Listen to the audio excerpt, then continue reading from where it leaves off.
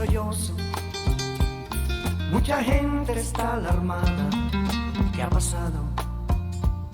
Se preguntan, ¿qué ha pasado en el mundo?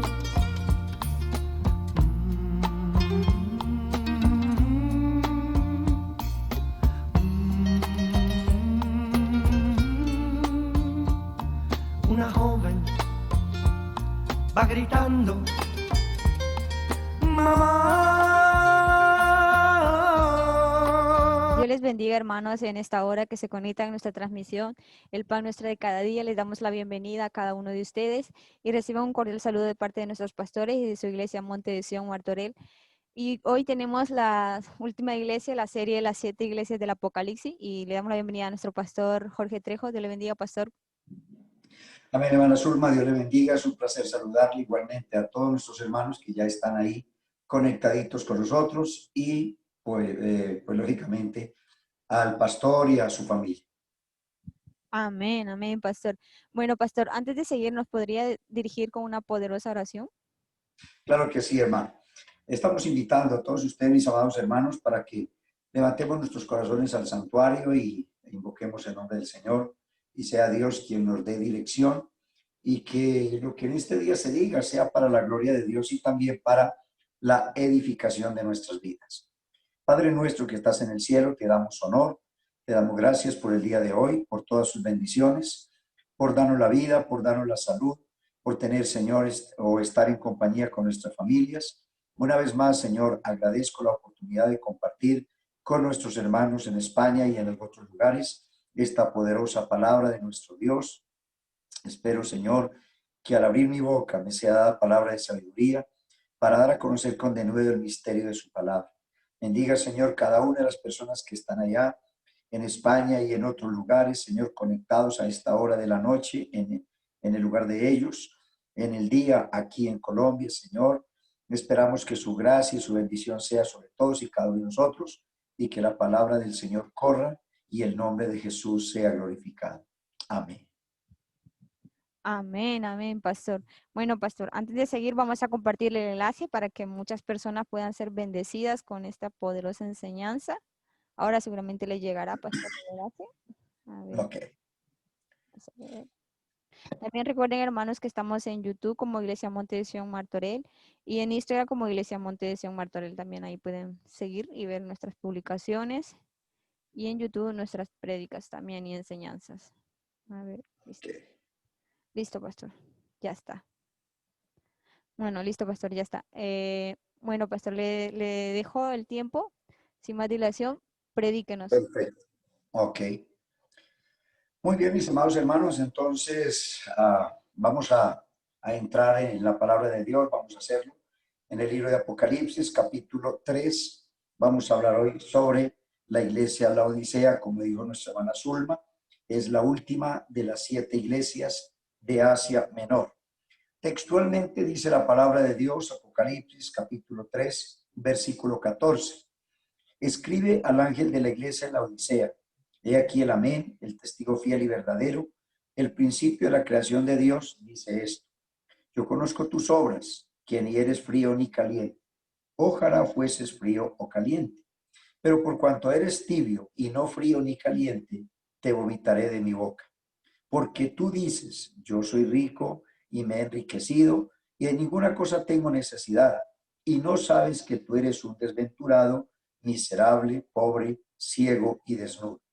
Por tanto, yo te aconsejo que de mí compres oro refinado en fuego para que seas rico y vestiduras blancas para vestir, y que no se descubra la vergüenza de tu desnudez, y unge tus ojos con colirio para que veas. Yo reprendo y castigo a todos los que amo. Sé pues celoso y arrepiéntete. He aquí yo estoy a la puerta y llamo. Si alguno oye mi voz y abre la puerta, entraré a él, cenaré con él y él conmigo. Al que venciere le daré que se siente conmigo en mi trono, así como yo he vencido y me he sentado con mi Padre en su trono. El que tiene oído, oiga lo que el Espíritu dice a las iglesias. Muy bien, mis hermanos. Entonces, primero quiero ofrecer disculpas si en algún momento he estado esta semana un poquito acostipado y molesto con una tos. Así que si en algún momento tengo que parar, por favor, ofrezco mis disculpas. Entonces, vamos, mis hermanos, a entrar entonces en la iglesia del mensaje o el mensaje a la iglesia de Laodicea. Pero como siempre lo hacemos, mis hermanos, hablemos un poquito primero de Laodicea, o sea, del pueblo como tal, la ciudad. Laodicea era la ciudad de Zeus. Zeus era uno de los dioses de la mitología griega. Se le llamaba a Laodicea la ciudad de las componendas. No sé si entienden el término, o sea, de los chanchullos. Era la ciudad de las cosas ilegales. Era la ciudad de las cosas donde más trampas había, más corrupción, etc. Fue fundada por Antíoco II, que era un rey de Seleucia. Él le puso a esta ciudad Laodicea en honor a la esposa, porque la esposa llamaba así, Laodicea. Eso fue en los años 261 antes de Cristo. Inclusive esta mujer más tarde envenenó a su propio esposo. O sea que, pues, no debía de haberle puesto Laodicea, sino, no sé, la odiosa tal vez. Entonces, fue una mujer muy mala, envenenó a su propio esposo. Y él, en honor a ella, le había puesto a esta ciudad la ciudad de Laodicea. Laodicea era la capital de 25 ciudades. Estaba ubicada a orillas del río Licio, que queda a 6 kilómetros al norte de la ciudad actual, allá en Turquía, que se llama Denizli. Esa ciudad era famosa por la fabricación de tejidos en lana negra que era sacada de las cabras. También fue muy famosa por un centro médico que había ahí, donde eran especialistas en medicina, especialmente sobre la oftalmología, el tratamiento de los ojos. Ahí en esa ciudad se levantaban muchas preciosas mansiones, inclusive hay algunas ruinas todavía de esas mansiones que hubo en esa época que todavía son visibles. Ahora, dada la riqueza de esa ciudad, sus habitantes se caracterizaban por la búsqueda del placer, porque pues donde hay dinero también hay placer. E inclusive tenían un estadio que era muy famoso, un hipódromo, había 3 teatros en esa época y era muy conocida por los baños termales. Se celebraban famosas ferias de mercadería. Era la ciudad más rica de Frigia, tan próspera que inclusive la historia dice que un día hubo un terremoto allá, exactamente en el año 60 después de Cristo, que la devastó. Y sin embargo, la Odisea rehusaron recibir ayuda económica de Roma porque ellos no querían compromiso ni deberle favores a Roma. Así que ellos tenían dinero suficiente para otra vez restaurar la ciudad. Era un centro bancario y muy comercial. Así que cuando hablamos de la Odisea, por eso, perdón, ellos se jactaban diciendo, Dios le dijo a ellos, hay de ustedes que dice que son ricos, que lo tienen todo y que de nada tienen necesidad. Realmente la Odisea era una ciudad supremamente adinerada. El gran problema que había en la Odisea era que, aparte del agua ser muy escasa, el agua era muy insalubre, de acuerdo precisamente por la topografía de la ciudad de la Odisea. Siempre el agua llegaba tibia a las casas, ¿no? Habían fuentes que contenían muchas aguas termales y claro, donde hay muchas aguas termales, pues el agua, aparte de ser turbia, pues también llega tibia o un poquito caliente. Así que la gente en la Odisea sufría con el problema del agua porque, pues, no sé allá, pero aquí en Colombia, por ejemplo, el agua tibia la usamos como un vomitivo. Cuando una persona, por ejemplo, está enferma del estómago, a veces la persona se toma un poquito de agua, un poquito calientica, un poquito tibia, y eso se usa para la persona vomitar. Entonces, pues más o menos es la idea de cómo eran las aguas en la Odisea. Ellos celebraban unas famosas ferias de mercadería, como ya les dije, y tenían mucho turismo. Y precisamente la gente que llegaba de países calientes, donde la temperatura es muy alta, donde a más de 40 grados de temperatura, la gente llegaba con mucha sed. Entonces, usted llegar a un lugar y tener que tomar agua tibia y con mucha sed, pues era un desastre, ¿no? En ese tiempo no había neveras, no había refrigeradores, así que era muy difícil la vida para los habitantes de la Odisea por causa del agua, que aparte de ser enfermiza, insalubre, era agua tibia en todas las casas. Una persona que quería refrescarse, pues tenía mucha dificultad en tomar agua caliente. Ahora, ellos tenían un templo que era el templo del dios Zeus, que era el dios de la familia, según ellos. Y también adoraban a Esculapio, que como les he dicho en otras iglesias, era el dios de la medicina. Ahora, la Odisea fue destruida en el año 1042 después de Cristo por un hombre llamado Temur, que fue un famoso guerrero asiático. Solamente quedó en ese momento un montón de ruinas, de las cuales hoy todavía se pueden apreciar algunas ahí en la ciudad de la Odisea, en lugares como el estadio, el anfiteatro, la cisterna y el acueducto, son ruinas que todavía los turistas pueden observar y tomar fotos y cosas así.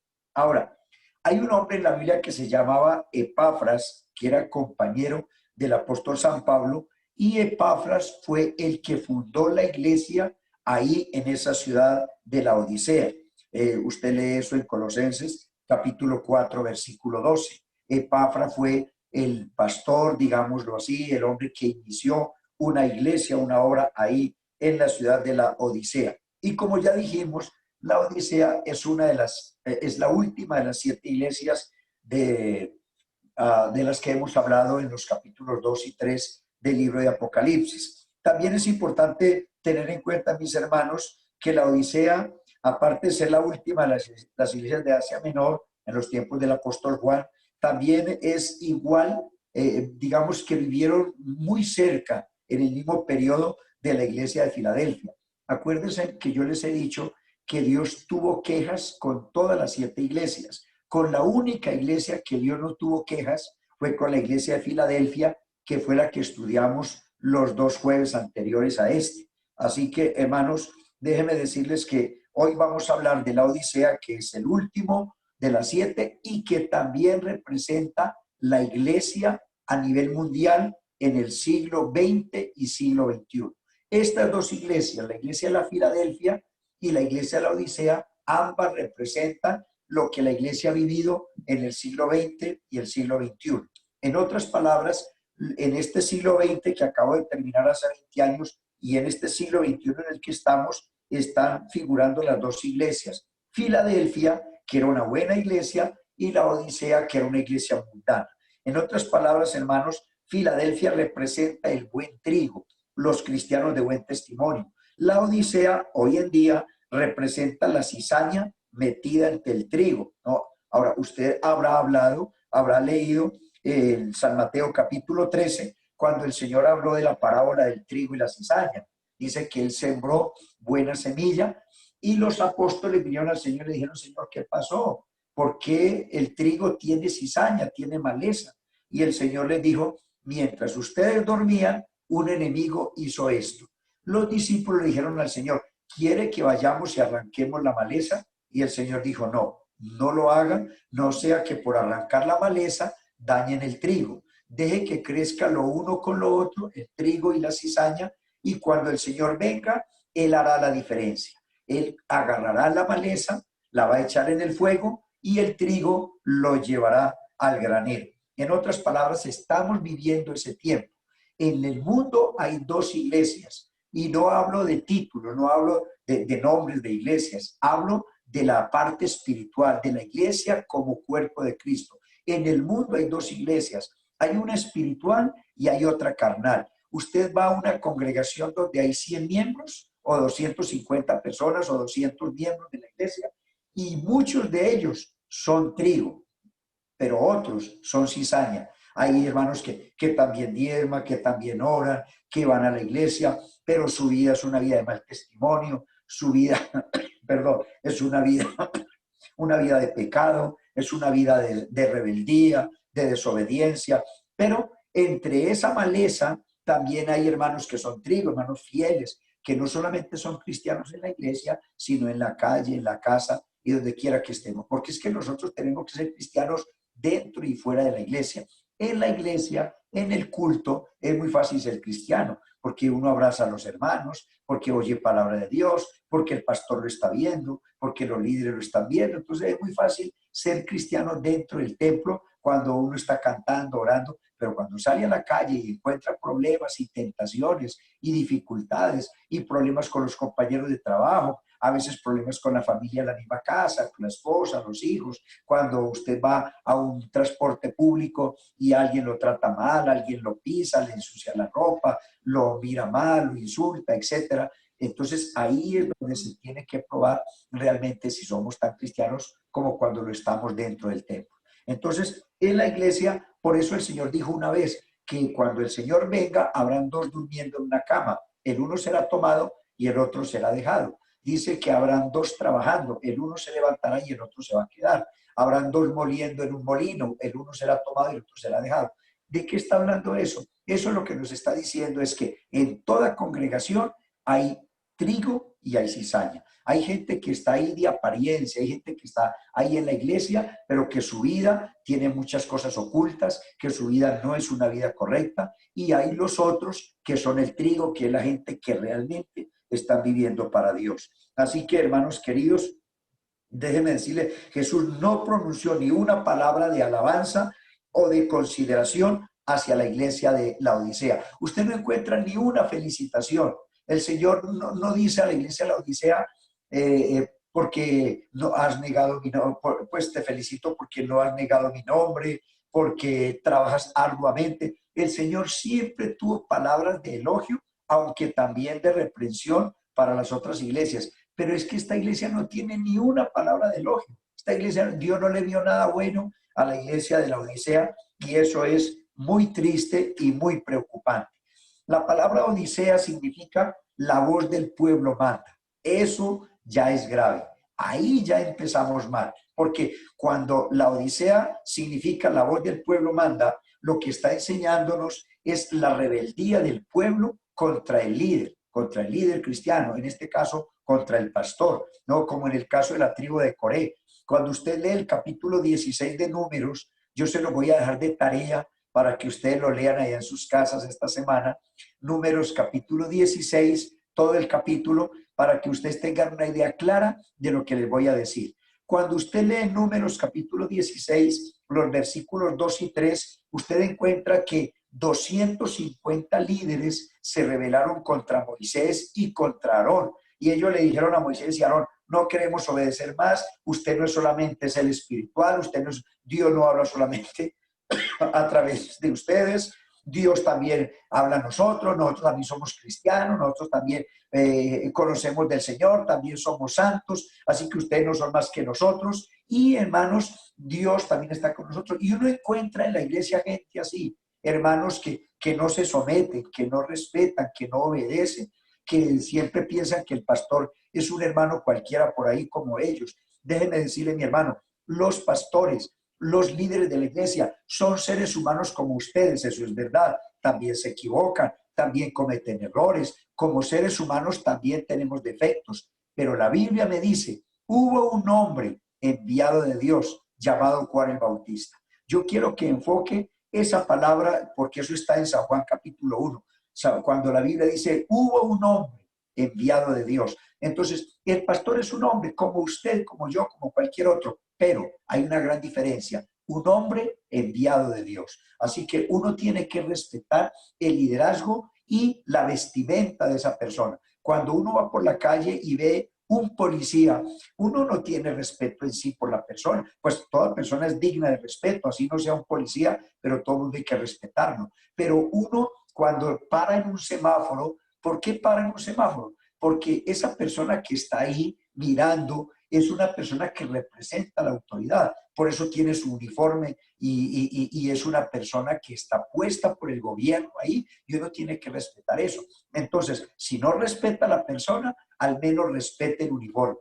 Entonces, si una persona no quiere respetar a un líder en la iglesia, solamente que porque es un hombre, al menos respete su investidura, tiene que respetar. Por eso David pudo haber matado a Saúl, porque primero ya Dios lo había desechado, y segundo, ya Dios había nombrado a David como el futuro rey de Israel. Así que cuando David lo tuvo en su mano, pudo haberlo matado, porque era su peor enemigo, y precisamente Saúl lo buscaba para matarlo. Sin embargo, cuando un soldado le dijo a David, David, mira, tu enemigo entró a la cueva y no nos ha visto, no sabe que estamos aquí, mátalo, Dios te lo ha puesto en la mano. David dijo, nunca voy a tocar al ungido del Señor. No me voy, aunque es un hombre malo, ya se volvió malo, se descarrió, está visitando divinas y hechiceras, ya se apartó del Señor, está totalmente descarriado, pero aún así, un día él fue ungido con aceite como rey, y yo tengo que respetar eso. Así que David, aunque Saúl era un hombre descarriado y malo,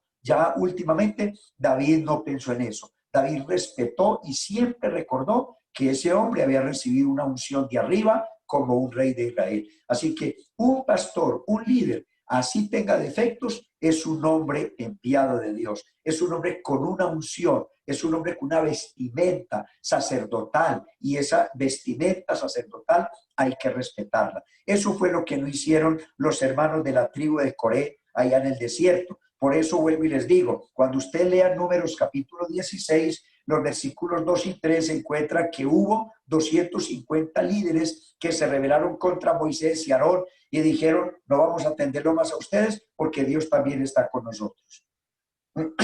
Perdón. Cuando usted lee los versículos 9 y 10, usted encuentra que Moisés los censura y les dice, ustedes están envidiosos porque ustedes no son sacerdotes y nosotros sí. Y Moisés les dice, ¿quieren también el sacerdocio? No sean ustedes desagradecidos. Ya Dios los ha bendecido, los sacó de la esclavitud egipcia, nos ha bendecido por 40 años en el desierto, y ahora ustedes no están contentos, ustedes quieren ser como nosotros, quieren ser los pastores de la iglesia, y es lo que pasa con muchas personas hoy en día. Ahora, en los versículos 12 al 14, usted encuentra que Moisés mandó llamar a 2 diáconos, y esos 2 diáconos fueron tan irreverentes que no quisieron venir al llamado de Moisés. Antes, por el contrario, lo acusaron a Moisés de que él era el culpable de haberlos sacado de Egipto por el desierto para sufrir. Y cuando lee los versículos 21 al 23, fue cuando Dios se enojó. Y escuchen eso, mis hermanos, Dios se enojó contra todo, contra todo el pueblo. Es más, quiso acabarlos a todos. Dios le dijo a Moisés y a Aarón, quítese de ahí, hágase a un lado, porque voy a consumirlos a todos. Entonces Moisés tuvo que intervenir y Moisés dijo, no, Señor, si va a acabar con ellos, acabe primero con nosotros, mátenos a nosotros primero. O sea que Moisés tuvo que ponerse junto con Aarón como intermediarios entre Dios y el pueblo. Usted encuentra, hermano, en los versículos 24 al 34, que Dios ordenó a los fieles de la congregación, Dios le dijo, listo, no voy a acabar a todos. Háganse a un lado los que no se han revelado, los que no están criticando a su pastor, los que no están poniendo problema, los que no se han rebeldizado, háganse a un lado. Y el pueblo se separó, y dice la Biblia en los versículos 24 al 34 que todos se alejaron y quedaron solo la tribu de Coré. La tribu de Coré fueron los que se rebelizaron contra Moisés y contra Aarón, y cuando quedaron solos toda la tribu, la Biblia dice que la tierra se abrió con las casas y todo, y descendieron vivos al sepulcro. En otras palabras, como decimos popularmente, se los tragó la tierra. Imagínense, hermano, que uno esté en una situación de ese y momento a otro haya un terremoto y se abre la tierra y se los traga a ellos con sus familias, y a nosotros no les pasa nada, los otros quedaron allá, pero el hueco se abrió precisamente donde estaba la tribu de Coré, y luego la tierra cerró su boca y quedaron abajo todos totalmente sepultados, con casas y con familias y todo. Ahora, en el versículo 35, la Biblia dice que los líderes que dañaron la mente al pueblo, los líderes que gestaron la división, los que organizaron el problema, las cabezas del problema, Dios los consumió con fuego desde el cielo. 250 líderes murieron quemados con fuego del cielo, y al resto de la tribu se los tragó la tierra vivos. Eso como un castigo terrible por haberse rebelado contra Moisés y contra el sacerdote Aarón. Por eso los versículos 42 al 50, estamos en el capítulo 16 de Números, en los versículos 42 al 50, dice la Biblia que apareció la gloria de Dios, y cuando apareció la gloria de Dios, ¿por qué apareció la gloria de Dios? Era Dios demostrándole a todos los israelitas allá en el desierto que Dios sí estaba con Moisés y Aarón, que si Moisés y Aarón los regañaban, los exhortaban, no era gana de molestar, sino que ellos eran literalmente los sacerdotes, los líderes, la gente responsable de exhortar, de reprender, de llamar la atención y de imponer disciplina dentro de la congregación.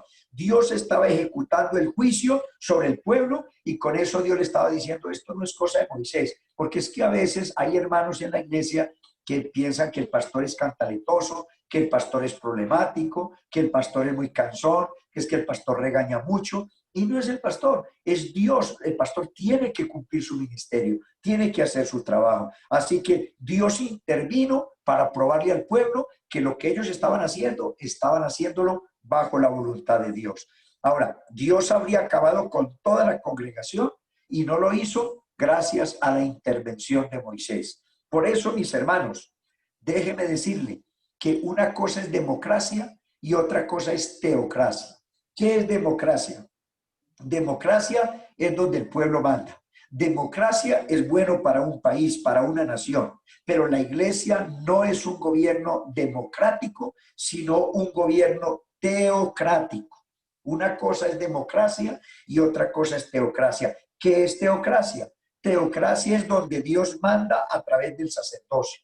Entonces, hermano, democracia es bueno para un país, pero no para la iglesia. La iglesia tiene un gobierno teocrático, ¿no? ¿Qué significa eso? Que Dios manda en la iglesia a través del sacerdocio. Siempre donde el pueblo manda ha habido un completo fracaso. Usted encuentra un ejemplo en el Antiguo Testamento. Un día el pueblo le pidió a Samuel, que era el profeta, le dijo: Samuel, estamos hartos de que usted sea nuestro juez, de que usted juzgue las cosas, queremos un rey, como tienen las demás naciones. Y Samuel fue a llorarle a Dios y le dijo: Dios, ya están cansados conmigo, ya estoy viejito, ya llevo 40 años como profeta, pastoreándoles, y ya no me quieren ver, así que están pidiendo un rey como las demás naciones. Y Dios le dijo a Samuel: Samuel, no te preocupes, no llores, no te angusties, esté tranquilo, no te han desechado a ti, sino a mí, porque soy yo el que los gobierno a ellos a través de usted. Pero ellos se han cansado, vamos a darles un rey y vamos a probarle lo bueno que es. Y Dios les puso al rey Saúl, y el rey Saúl fue una carga terrible, porque Saúl empezó bien, pero Saúl terminó muy mal. Saúl se descarrió, y Saúl fue un hombre que hizo muchas cosas malas y llevó a la nación a un fracaso. Así que siempre que el pueblo manda, ha habido un tremendo fracaso. Usted encuentra que un día Pilatos tenía que juzgar a Jesús y dejarlo libre o soltar a Barrabás. Y él le dijo al pueblo: ¿a quién quiere que os suelte, a Barrabás o a Jesús? Y el pueblo gritó: suelten a Barrabás y crucifiquen a Jesús. Cuando Pilatos dejó que el pueblo tomara la decisión, hubo el tremendo fracaso. El fracaso más grande, ¿cuál fue? Haber condenado al justo, en este caso a Jesús, y haber soltado a Barrabás, que era un ladrón, que era un homicida. Así que, hermanos, cuando el pueblo manda,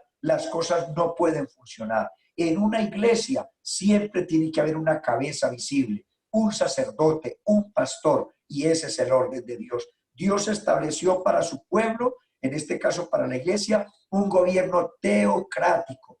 Acuérdense que en el Antiguo Testamento Dios hablaba a Moisés, Dios no hablaba con el pueblo, Dios hablaba a Moisés, Moisés hablaba a Aarón, Aarón hablaba a los ancianos del pueblo, en este caso, por ejemplo, a los diáconos, y los diáconos hablaban a los líderes, y los líderes hablaban al pueblo, porque la gente estaba organizada en grupos de 10, de 50, de 100 y de 1000, y cada grupo tenía un líder. Entonces, mire la cadena de mando. Mire, hermanos, que Dios hablaba directamente con Moisés, solo con Moisés. Moisés transmitía el mensaje a Aarón.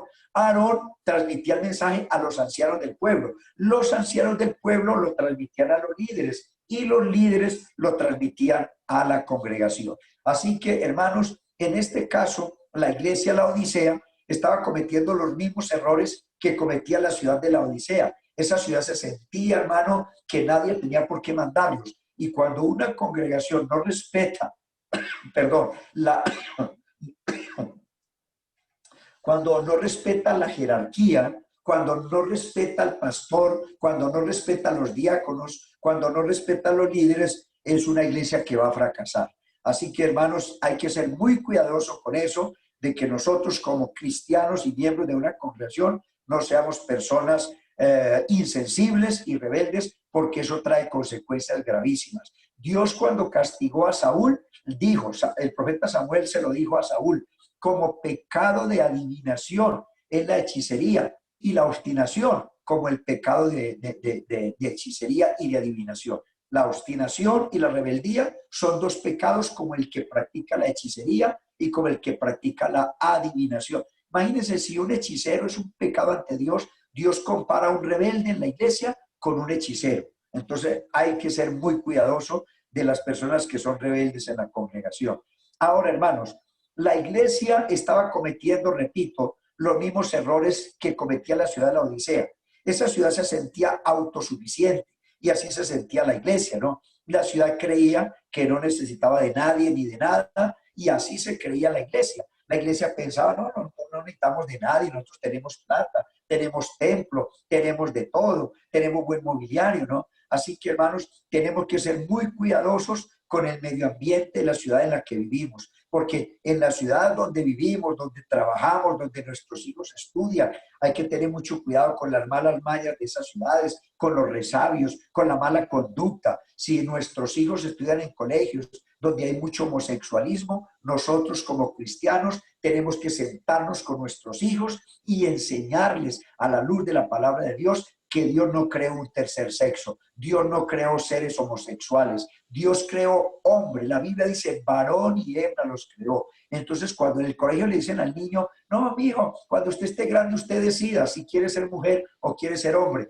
Nosotros como papás cristianos tenemos que sentarnos y decirle, no, señor, usted es un hombrecito o usted es una mujercita, usted nació mujer o usted es hombre, y sembrarle eso. Porque a veces hay niños que los papás empiezan a darle muñecas, y un niño, un varoncito jugando con muñecas, pues hombre, los niños se van mentalizando a eso y van al colegio, y el colegio les dice, no importa, si usted quiere ser mujer, sea mujer, si usted quiere ser hombre, sea hombre. No, varón y hembra los creó, y ese es nuestro trabajo, nuestra tarea de enseñar a nuestros hijos y a los niños de nuestra congregación. Así que, hermanos queridos, no podemos dejarnos llevar a nuestros hijos y nosotros mismos del ambiente de la ciudad. Si la gente de nuestra ciudad es borrachín y todo el tiempo están bebiendo alcohol y están fumando marihuana y están robando y atracando, nosotros no podemos entrar en eso, porque somos un pueblo escogido, un pueblo diferente, para que anunciemos las virtudes del Señor que nos llamó de las tinieblas a la luz admirable.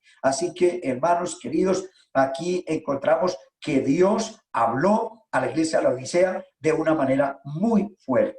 Ahora, el comportamiento dentro y fuera de la iglesia, hermano, es lo que hace que nosotros seamos o buenos cristianos o seamos como la iglesia de la Odisea, cristianos tibios. Cuando Jesucristo entró a evaluar esta iglesia de la Odisea, encontró todo lo contrario de lo que ellos creían. Ellos creían que eran muy espirituales y Dios les dice, ustedes de espirituales no tienen nada. Ellos creían que eran muy ricos y el Señor les dice, ustedes de rico no tienen nada. Pues sí, tienen plata y tienen templo y tienen mobiliario, pero ustedes son los más pobres, los más ciegos, los más desventurados, los más miserables y los más desnudos. Imagínense la manera como Dios trató a la iglesia de la Odisea. Dios los insultó, Dios les dijo, ustedes no sirven para nada, ustedes son impíos, ustedes son carnales, ustedes de Dios no tienen nada. Esas son las expresiones duras que el Señor le dio a la iglesia de la Odisea. Miren, hermanos, que ahí en Apocalipsis 3:14, cómo empieza la Biblia, y dice, he aquí el amén, el testigo fiel. ¿Por qué Dios se presenta a la iglesia de la Odisea con ese término, he aquí el amén? La palabra amén es una palabra hebrea que significa ciertamente, significa verdad, significa así es. Cuando usted dice, cuando el pastor está predicando y usted dice amén, usted está diciéndole al pastor, así es, hermano, lo que usted está diciendo es verdad. Y cuando usted dice amén, amén, 2 amenes seguidos, usted está diciendo, así es, hermano, lo juro que así será. En otra palabra, usted está confirmando que lo que se está predicando es la verdad. Cuando yo a veces le digo a la iglesia, a veces yo le pongo trampitas a la iglesia, cascaritas, ¿no? Y yo a veces les digo, hermanos, cuando Moisés salió del arca de Noé y la gente dice, amén. Y yo, no, hermanos, no diga amén a algo que no es. Yo acabo de decir algo que no es, porque el que entró al arca no fue Moisés, fue Noé, ¿no? Entonces, cuando les pongo esas trampitas y la gente que está por ahí elevada, la gente que no está concentrada, dicen amén, yo los regaño. Yo les digo, bueno, los regaño no, les llamo la atención. Yo les digo, hermano, no diga amén a algo que no es. Ustedes no han oído, hermanos, que a veces uno está predicando y uno dice, hermanos, cuando el Señor venga por su iglesia, los impíos, los que no se entregan al Señor se van al infierno. Y entonces hay hermanos que dicen, amén, ¿no? Amén porque se van a ir al infierno. Debiéramos de decir, oh Dios, tenga misericordia de esa gente, perdónalos, ayúdeme a llegar con ellos al mensaje. Pero a veces nosotros decimos amén donde no cabe. Entonces, aquí el texto dice, he aquí el amén, el testigo fiel. Entonces, amén es una palabra hebrea que significa ciertamente, verdad, así es. Esa palabra amén viene de la raíz de 3 letras hebreas que significan firme, confiable, confirmado. ¿Qué es lo que cuando el Señor dice, he aquí el amén, dice esto? Lo que está diciendo es que el Dios en quien nosotros creemos, el Dios que predicamos, el Dios que adoramos, es un Dios absolutamente veraz, es un Dios confiable, es un Dios que dice lo que tiene que decir, es un Dios cuyo nombre, los juramentos y las bendiciones se cumplen porque se cumplen. Si Dios promete salvación y somos fieles, Él va a salvarnos.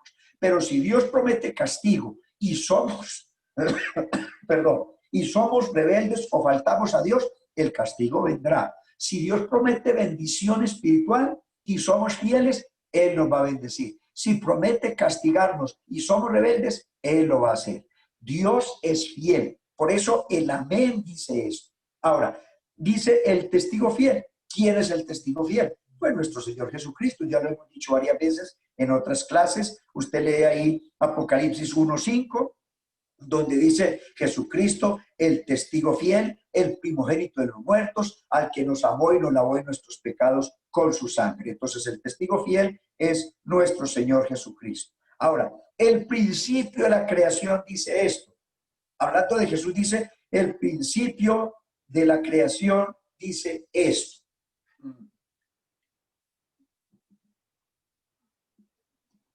Vamos a entrar un poquito aquí, mis hermanos, porque esto trae para muchos confusión. Y voy a tratar de ser claro en esto. Porque, hermanos, algunos podrían confundirse con esta palabra, el principio de la creación dice esto, porque es que hay denominaciones religiosas que dicen que hay 2 dioses, el Padre eterno y el Hijo eterno. Hay algunos que creen que Jesucristo sí existió literalmente, con cuerpo y todo, desde el principio de la creación del mundo. Y no es así. Acuérdese que Jesús nació en el pesebre de Belén. O sea, su cuerpo no existió antes del pesebre de Belén. Jesús existía en la mente de Dios, pero físicamente Él tuvo comienzo en el pesebre de Belén, y tuvo fin en la cruz del Calvario. Entonces, hermanos, déjenme decirle que Cristo fue creado en un principio, pero no literalmente, no físicamente. Fue creado en la mente de Dios. Dios llama a las cosas que no son como si fueran. En otras palabras, cuando Dios creó el mundo, Dios tuvo en la mente la idea que muchos miles de años después, Él iba a tomar un cuerpo humano.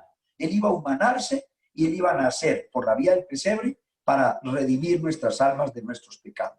Así que Jesús, como hombre, existía en la mente de Dios. No existía literalmente allá en el principio de la creación.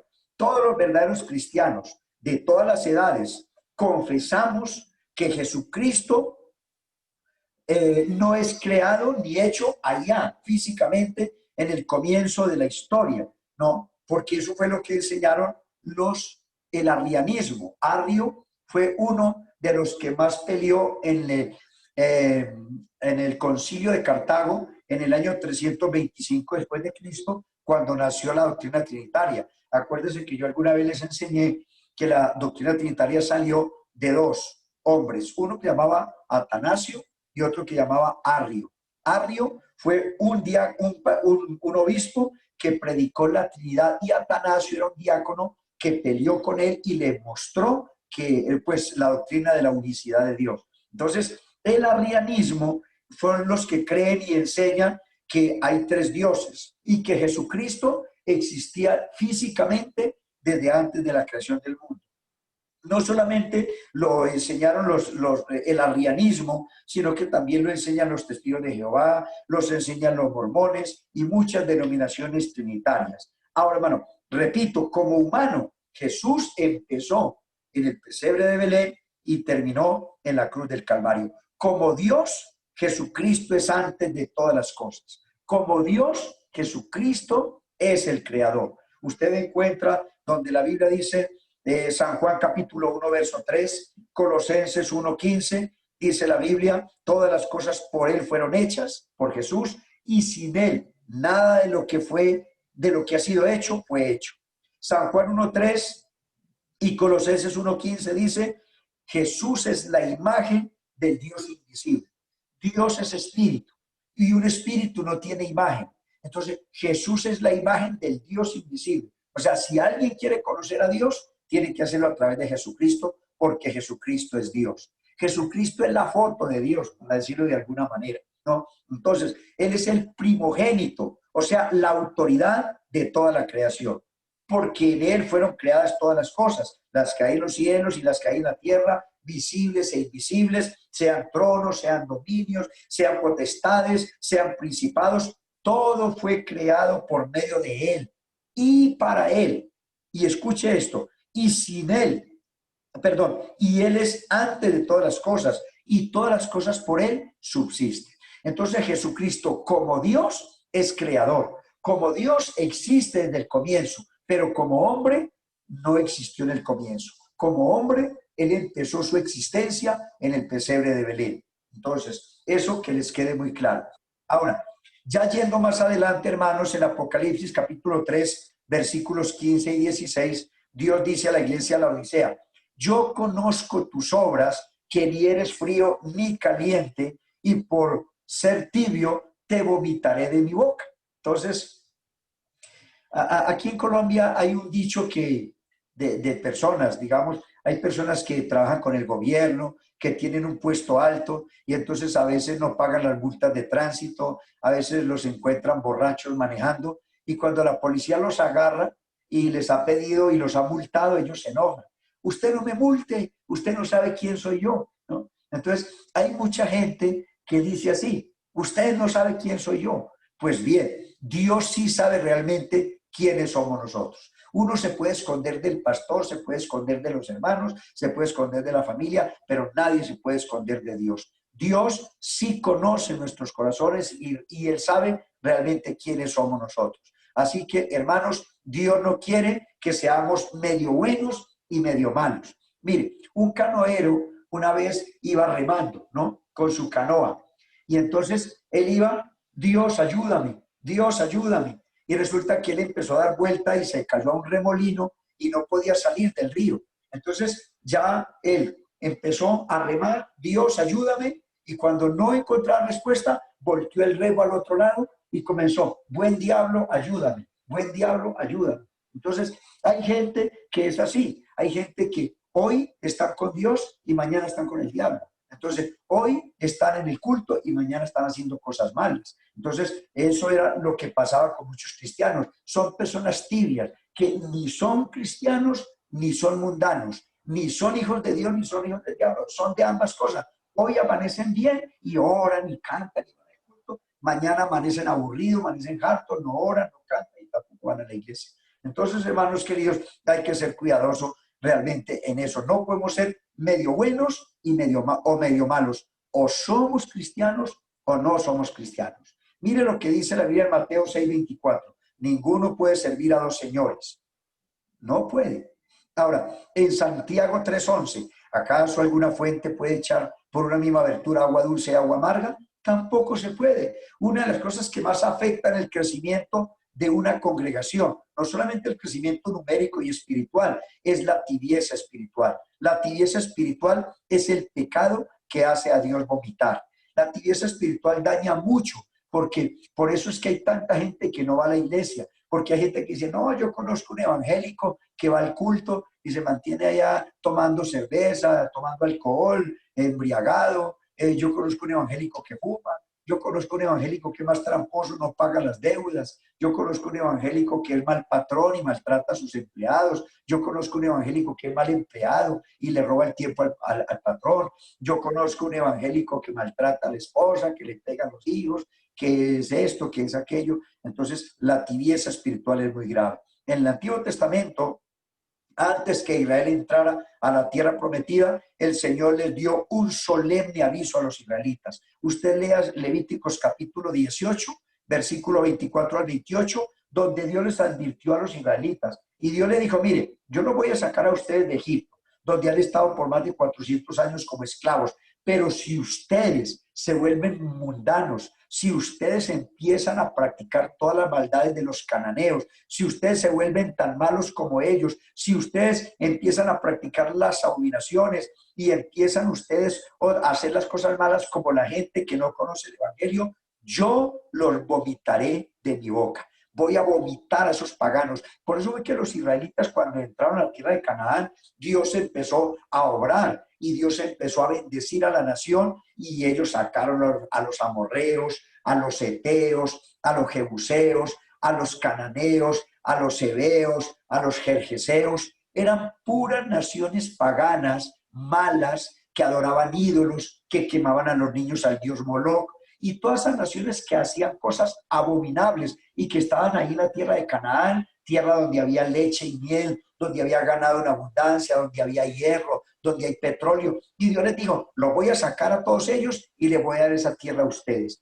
Mientras ustedes sean fieles, yo los voy a bendecir. Pero si ustedes agarran las mismas mañas de ellos, si ustedes empiezan a hacer lo mismo que ellos, hacer las cosas malas, los voy a vomitar como voy a vomitar a estas naciones de en medio de ustedes. Así que, hermanos, eso que les estoy diciendo, usted lo puede corroborar en Levíticos capítulo 18, del verso 24 hasta el verso 28. Ahora, con el tiempo, los israelitas se olvidaron de Dios. No quisieron escuchar a los profetas ni a los sacerdotes de la época, y ellos fueron arrojados de su país. Dios vomitó a su misma nación. Por eso fue que Nabucodonosor en el año 586 a.C. se fue, quemó 48 ciudades, quemó Jerusalén, quemó el templo y se llevó a todos los israelitas esclavos a Babilonia por 70 años. En ese momento, cuando Nabucodonosor se los llevó esclavos, cuando quemó la ciudad y el templo, en ese momento Dios estaba vomitando a su propia nación por causa de sus pecados. Así que, hermanos, deben decirle que, repito, el pecado es lo que hace a Dios vomitar. Así que Dios no va a aceptar una persona que juega con las cosas de Dios. Dios es serio y con el Señor hay que ser frío o caliente, pero no tibio. Con el frío e indiferente, Dios sabía que atenerse. Con el ferviente y el que es constante en la iglesia, Dios sabe que está de su lado. Pero con el tibio no hay seguridad ni confianza. Hoy está aquí, mañana en otra parte. Hoy está en la iglesia, mañana está en otra. Ahora, yo sé que a veces un hermano tiene que cambiar de iglesia por cuestiones de domicilio, por cuestión laboral o por otras razones. Pero esa gente que se la pasa de iglesia en iglesia, que hoy están en la iglesia, mañana están en el mundo, que hoy están consagrados y mañana están descarriados, en esas personas no hay confianza, no hay seguridad. Ahí son, perdón, las personas que son tibias, y a las personas tibias, Dios dijo, los vomitaré de mi boca. La tibieza pretende mezclar los manjares y los banquetes de las cosas de Dios, las bendiciones de Dios, con los desperdicios de la basura. El agua del manantial con los desechos de una alcantarilla. La fragancia y el perfume con un apestoso olor. En otras palabras, el tibio es una persona que hoy está bien con Dios y mañana está mal. Hoy ora, mañana no ora. Hoy va a la iglesia, mañana no quiere ir. Hoy respeta, mañana es un irrespetuoso, etc. Esa tibieza hay que dejarla a un lado, hay que orar a Dios para que Dios, porque Dios está diciendo, o es mundano o es cristiano, o es fiel o no lo es, pero no puede seguir así jugando a la religión. Entonces, mis hermanos, voy a dejarles hasta aquí en esta enseñanza. La próxima semana, si el Señor nos permite, creo que alcanzamos el otro jueves a tener otra parte de la enseñanza, porque la otra semana ya estamos en la campaña, creo que sí, ¿no? Ok, la otra semana ya estamos en la campaña, entonces mis hermanos, tal vez en unos 15 días volveremos a retomar la enseñanza sobre la iglesia de la Odisea. Dios les bendiga, ha sido un placer estar con ustedes. Amén, amén, pastor. Muchas gracias por esa tremenda enseñanza y está muy buena, la verdad, pastor. Y pues sí, la semana que viene estaremos en la conferencia Los Últimos Tiempos, pastor, y usted es uno de nuestros invitados. Pero antes de seguir con ese tema, vamos a ir a las preguntas de WhatsApp, pastor, que llegan. Amén. Y dice la primera, perdón, impedir, la rebeldía puede impedir que uno vaya al cielo? Sí, claro. Mire, hermano, lo que yo les dije ahora, cuando el Señor habló a Saúl a través del profeta Samuel, Dios dijo a Saúl, como pecado de adivinación es la rebeldía y como pecado de hechicería es la obstinación. Entonces, si Dios compara un rebelde con un hechicero, la Biblia dice en el libro de Apocalipsis 21:8, dice que los hechiceros no heredarán el reino de los cielos. Y si un rebelde es igual a un hechicero, pues significa que tampoco va a ser salvo, ¿no? Es más, el Señor dice que los israelitas no entraron en la tierra prometida precisamente por la rebelión. Acuérdese que los que entraron a la tierra de Canaán fue la nueva generación, todos los que nacieron en el desierto. Pero todos esos 2 millones de judíos que salieron de Egipto y que estuvieron 40 años en el desierto, toda esa generación murió en el desierto. Los únicos que entraron de los que salieron de Egipto fueron Josué y Caleb. De resto, todos murieron. ¿Y por qué murieron? ¿Por qué no entraron a la tierra prometida? Por la rebelión de ellos. Entonces, un rebelde puede perderse. Amén, amén. Tremendo, pastor. Otra pregunta, pastor. Un hermano que se rebela contra la autoridad que Dios ha puesto, o sea, el pastor, ¿puede perder su salvación? Sí, claro, hermana, es lo que estamos diciendo. Ahora, si una persona entra en una situación de esas, pero en algún momento reflexiona, se arrepiente. Mire, hermanos, cuando yo fui pastor en una ciudad, en la tercera ciudad del país, aquí en Colombia, llama Cali. Yo era pastor en una iglesia y yo tuve una vez 5 hermanos que eran muy rebeldes. Ellos, cuando yo empecé en la iglesia, le dije a toda la iglesia, vamos a construir una plancha para hacer una vivienda y unas aulas para clases de niños. Ellos se pararon todos 5 y me dijeron, usted no va a construir aquí porque no queremos. Queremos que usted nos pastoree un año y se vaya. Y yo le dije, yo no me voy a ir cuando ustedes quieran. Yo me voy cuando sea la voluntad de Dios. Yo puedo estar aquí 1 mes, 2 meses o puedo estar 20 años. Entonces yo le dije, hermano, yo no vine aquí a pelear con ustedes. Yo vine a trabajar. Y hubo muchas dificultades y ellos se propusieron no dejarme trabajar. Entonces tuve mucha lucha con ellos. Y un día yo prediqué un mensaje y esos hermanos, uno de ellos, yo prediqué un mensaje muy fuerte sobre la rebeldía. Y uno de ellos, que era como a la persona que los afectaba a ellos, que los dañaba, les dañaba su mente y su corazón, él vino al altar delante de la congregación llorando, se tiró al piso, se arrodilló y empezó a llorar y dijo, pastor, perdóneme, jamás en la vida me volveré a rebelar contra un pastor, ni me volveré a rebelar contra la iglesia. Ese día hubo un derramamiento del Espíritu Santo muy lindo en la iglesia y ese hombre se arrepintió y ese hombre cambió, ¿no?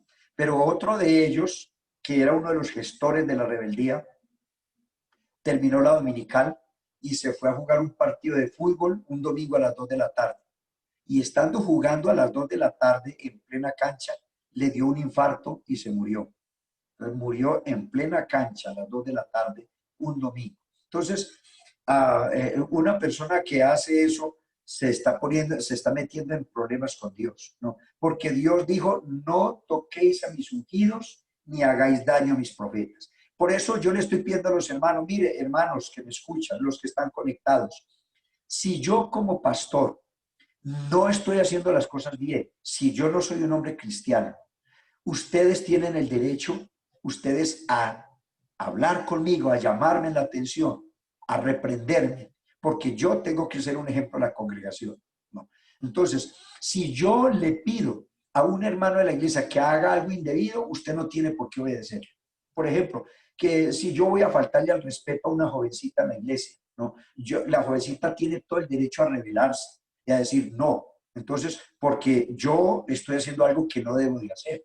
Pero mientras mi vida sea correcta, mientras yo predique correctamente, mientras yo predique la sana doctrina, mientras yo guarde mi vida, mientras yo sea respetuoso con los hermanos y las hermanas de la iglesia, mientras yo como pastor dé buen testimonio, la iglesia está obligada, entre comillas, ¿no? Obligada a respetar, a obedecer y a someterse.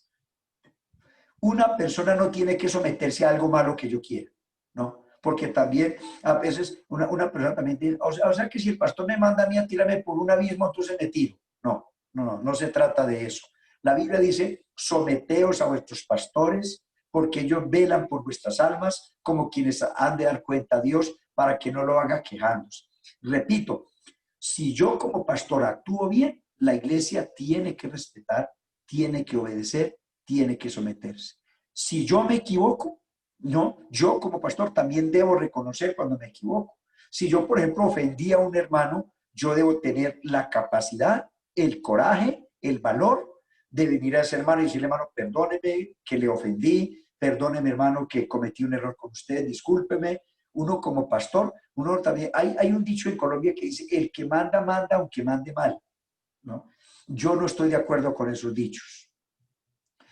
Mientras yo haga las cosas correctamente, la iglesia debe de someterse y obedecer. Si yo hago algo incorrecto, la iglesia no está llamada a hacerlo porque pues si yo mando a alguien a hacer algo que no debe de hacerlo, la persona no tiene por qué hacerlo. Entonces, también hay que hacer claridad en eso. Amén, amén, pastor, tremendo. Pastor, otra pregunta. ¿Cómo podemos distinguir a los hermanos que tienen el espíritu de Coré? Hermana, es muy fácil, es muy sencillo. Mire, usted, una persona que es rebelde, es muy fácil de detectar, porque una persona que es rebelde, usted siempre la va a oír criticando, chismeando, cuando siempre lo va a ver en la iglesia haciendo gestos, que no me gusta esto, que me molesta esto. Si el pastor dice un chiste, él se enoja. Si el pastor predica algo duro, él sale enojado, sale hablando mal.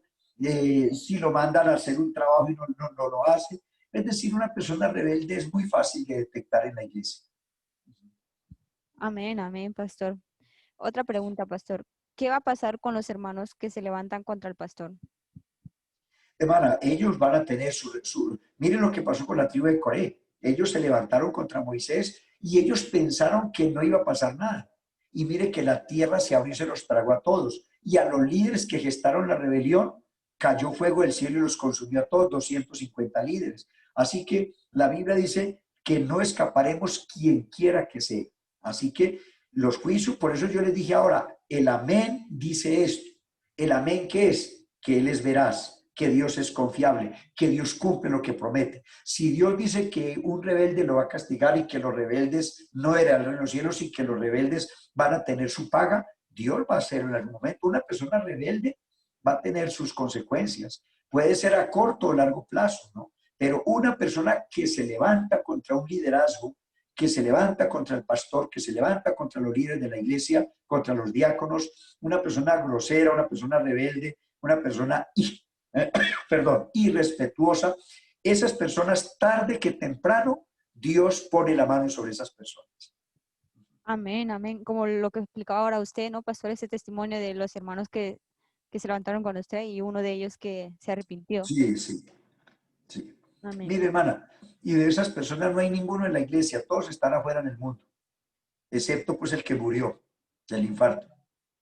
Porque, hermana, mire, Dios no va a permitir, Dios es justo y por eso le estoy diciendo, una persona tiene que respetar no solamente al pastor como persona, sino su vestuario, su, ¿cómo se llama? Su liderazgo. Porque si Dios lo puso como pastor, si Dios lo puso como un líder, Dios le vistió con un ministerio.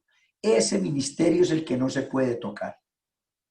Amén, amén. Como dice la Biblia, ahora no recuerdo muy bien, en Jeremías que dice, y os daré pastores conforme a mi corazón. O sea, la gente se piensa que es, pues, que el pastor quiso y pues él quiso ser pastor y ya está. Y más se nos olvida que la Biblia dice que Dios Ajá. trata conforme a su corazón. Ahora, cuando el Señor dijo, les daré pastores conforme a mi corazón, es porque habían otros que no eran pastores, sino que se camuflaron, se hacían pasar por pastores.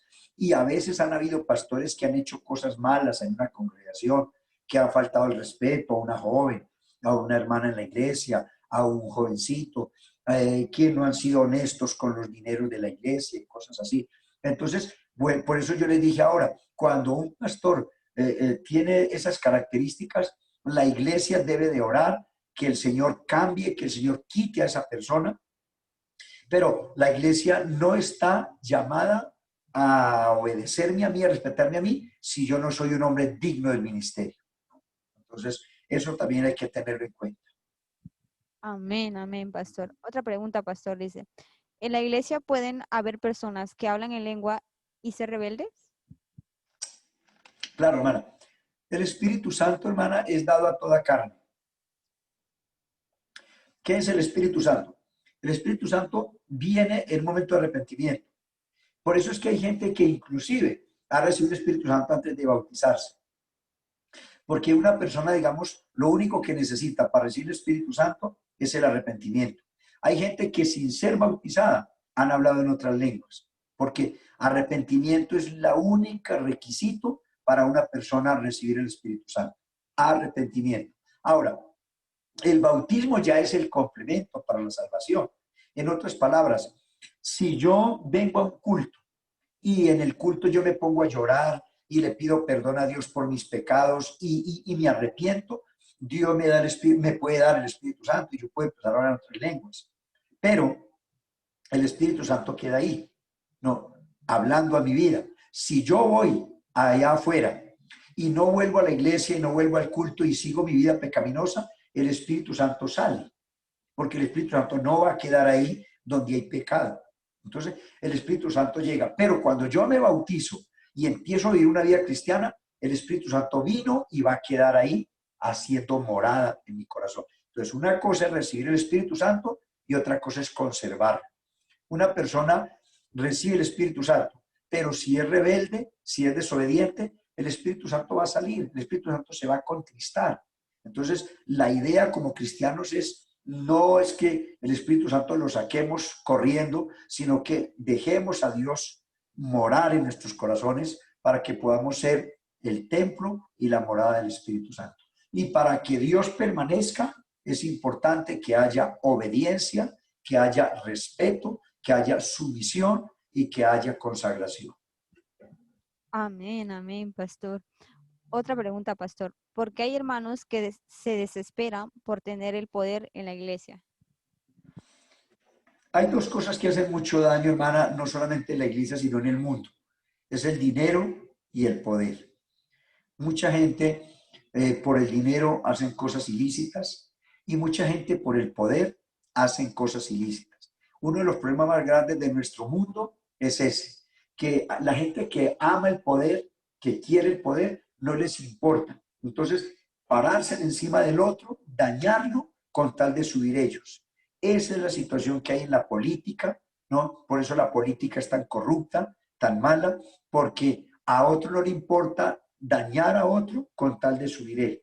Y a veces en la iglesia hay hermanos también que están en la iglesia solo por tener poder, por tener liderazgo, por predicar, y el día que no los pone a predicar se enojan, cuando no les dan un cargo en la iglesia se enojan, pero a veces les dan el cargo y no hacen nada.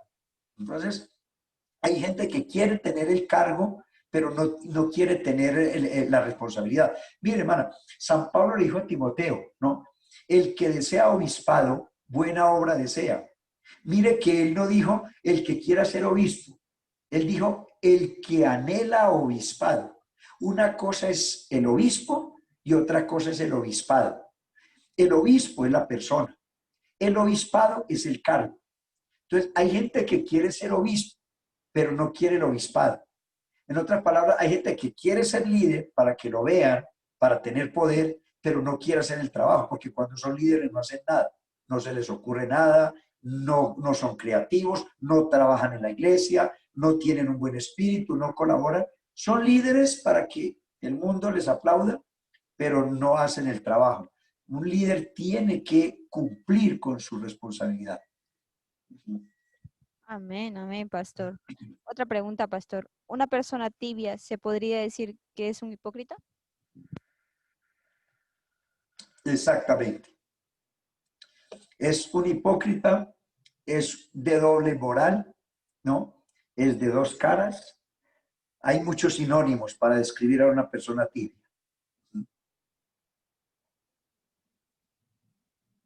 Esa agua no está tibia.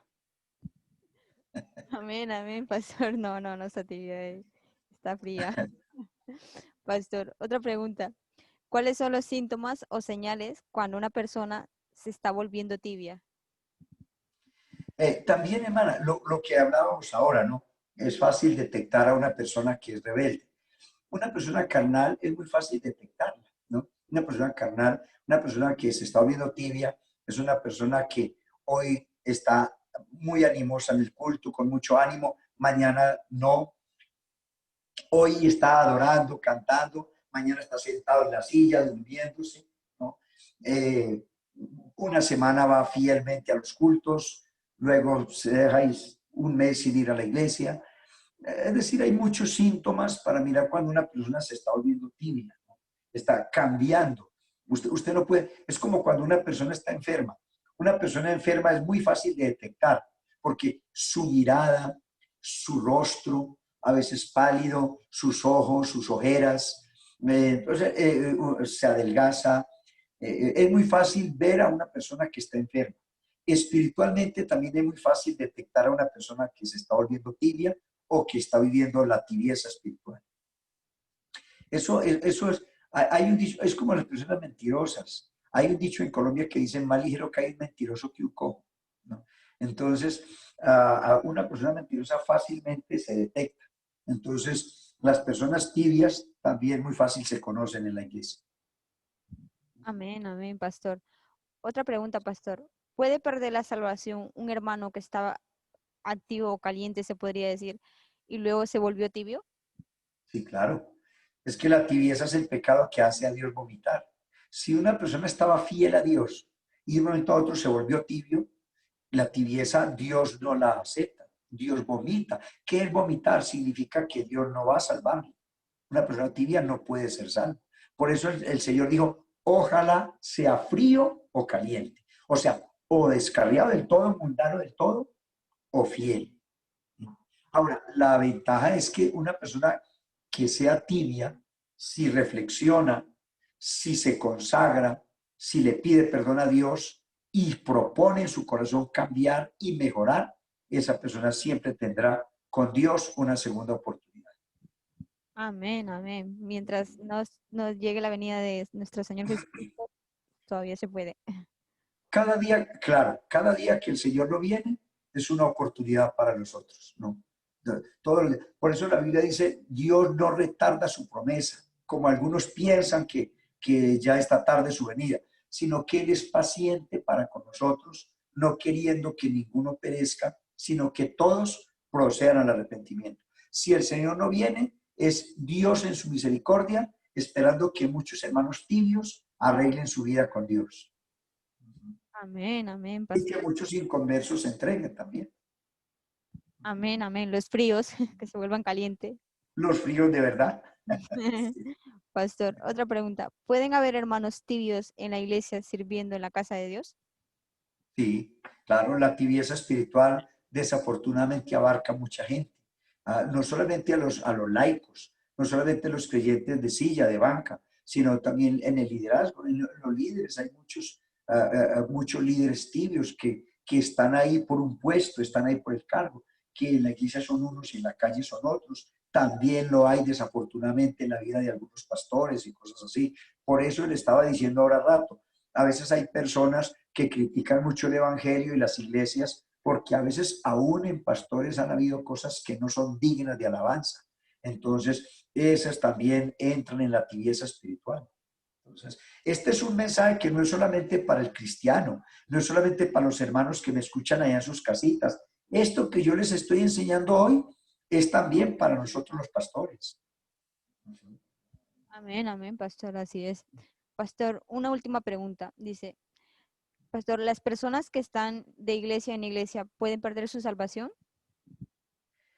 Depende, hermana, la razón de por qué están cambiando. Como le dije ahora, a veces hay hermanos que andan más que una mala noticia. ¿No? Entonces, hay hermanos que andan mucho, hoy estar aquí, mañana estar allá, pero lo hacen porque cambian mucho de empleo, cambian de ciudad, hoy viven aquí, mañana viven allá. Entonces, ahí no hay problema. El problema es cuando un hermano vive de iglesia en iglesia porque en todas las iglesias se molesta, porque ninguna iglesia le gusta, porque ningún pastor le gusta. Entonces, una persona que está de iglesia en iglesia, cuando no hay una razón justificable, puede correr el peligro de perder su salvación, porque es que una persona inestable no va a crecer espiritualmente, no va a crecer doctrinalmente, no va a crecer en la palabra. Una persona que anda de iglesia, nosotros tenemos un dicho aquí en Colombia que dice, piedra que rueda no crea lama. No sé si ustedes me entienden el dicho. Piedra que una piedra que rueda no, nunca crea por debajo estabilidad, como una lama, como un musgo, unas telarañas. ¿No? Esas telarañas son las que agarran la piedra del piso o de la tierra. Una piedra que todo el tiempo está rodando, que hoy está aquí, mañana está allá, no crea esa estabilidad, no crea esa firmeza. Todo un cristiano que está de iglesia en iglesia nunca tiene firmeza. Si no tiene firmeza y estabilidad, no tiene crecimiento espiritual. Amén, amén, pastor. Esa era la última pregunta, pastor. Muchas gracias. Y bueno, haremos una segunda parte de esta enseñanza que está muy bonita, la verdad, y estamos descubriendo nuevas cosas. Pastor, Amén. antes de despedir el programa, vamos a saludar a unos hermanos que siempre y amigos que están pendientes de nuestras transmisiones y enseñanzas. Saludamos a la hermana Damaris Pérez, Paula, Vitalia, hermana Padilla, Pedro, Margarita, Dewi, Edwin, Fidelia, Evelyn, Angeline, Cristiano, Jonathan, Elena, Juan, Ruth, Francisco, Janet, Condorerido, José, Catalina, Antonio, Patricia, Amparito, Yirka, Alba, Kelly, Irwin, María, Beatriz, Reina, Ismael, Rita, Alexandra, Eliseden, Uber y Lara. Bueno, no sé, pastor, si usted quiere saludar a algunos hermanos que siempre también le están ahí viendo. Sí, claro, a todos mis hermanos que estén ahí, hermanos conectados, ha sido un placer compartir con usted la palabra. Me honra tenerles ahí en vivo y en directo a ustedes, así que un abrazo fraternal para todos y cada uno de ustedes. Muchas bendiciones a todos. Amén, amén, pastor. ¿Podría despedirles con una poderosa oración, pastor? Claro que sí, mana, con mucho gusto.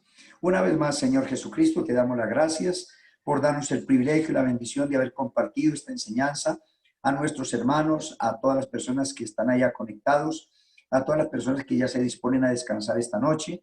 Glorifícate en la vida de ellos allá en sus lugares de origen, en sus ciudades, en sus hogares. Bendiga sus vidas, bendiga sus familias, bendiga su vida laboral, su vida económica, su vida espiritual.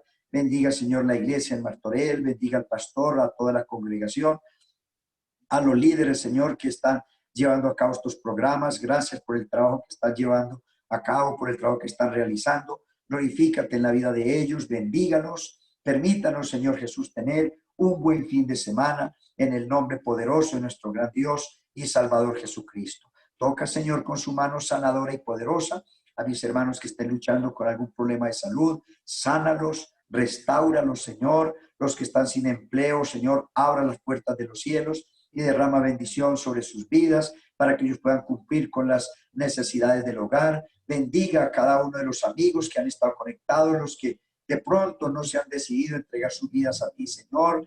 Toca las fibras de su alma, toca sus corazones, despierten ellos el deseo de entregar sus vidas, de ser bautizados en el nombre de Jesús para el perdón de sus pecados. Para gloria de tu nombre y para el bien de ellos es esta plegaria. Amén y amén.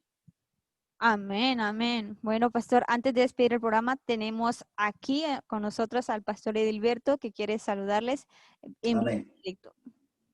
Ok, gracias, hermana Zulma. Dios le bendiga. Bendiciones a usted y a Pastor, todos. Dios me lo bendiga. Amén, hermano Gilberto. ¿Cómo está usted, hermano Gilberto? Ay, pastor, estaba corriendo. Habían muchos Sí, atrasos aquí. sí, Bueno, pastor, señor. primeramente, desde el ministerio, desde la iglesia Monte de Sion Martorell, mi esposa, el ministerio del Pan Nuestro de cada día, y de parte mía, pues queríamos agradecerle todo el tiempo que usted se ha tomado muy amablemente para compartirnos la palabra de Dios y darnos estos mensajes tan hermosos que han sido de tanta bendición para nuestras vidas.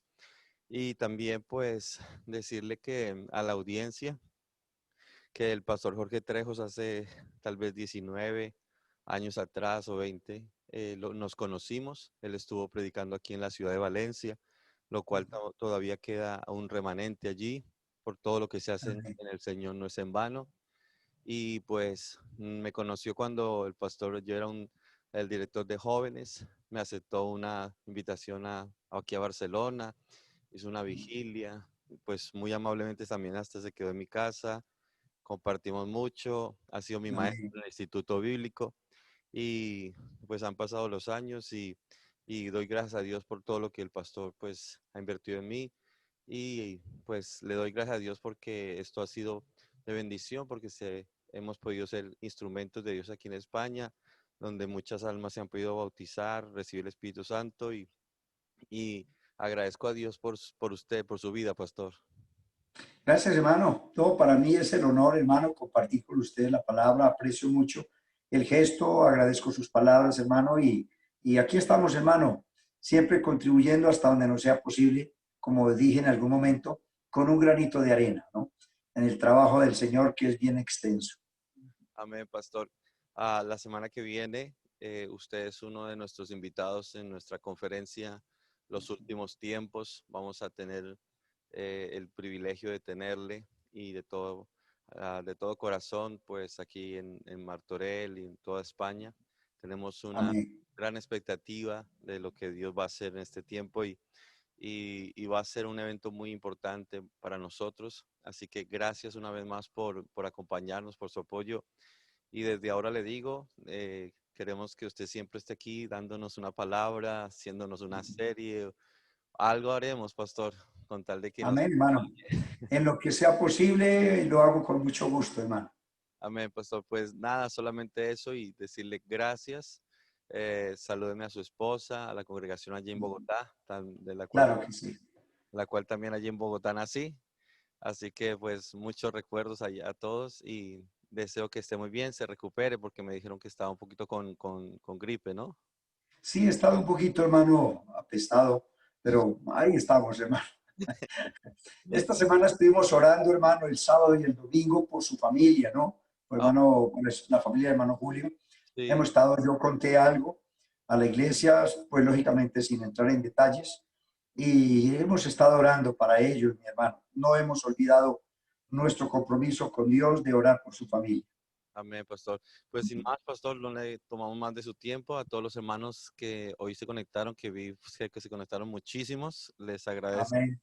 A todos ustedes. Creo que habría que hacer de esta iglesia mínimo unos 3 capítulos. Es bastante extenso, profundo.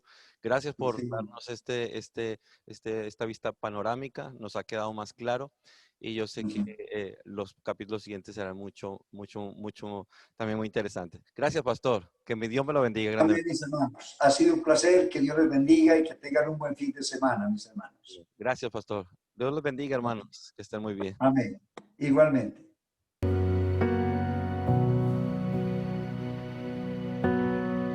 Dios te guarde y bendiga, que extienda su amor y te muestre favor. Usted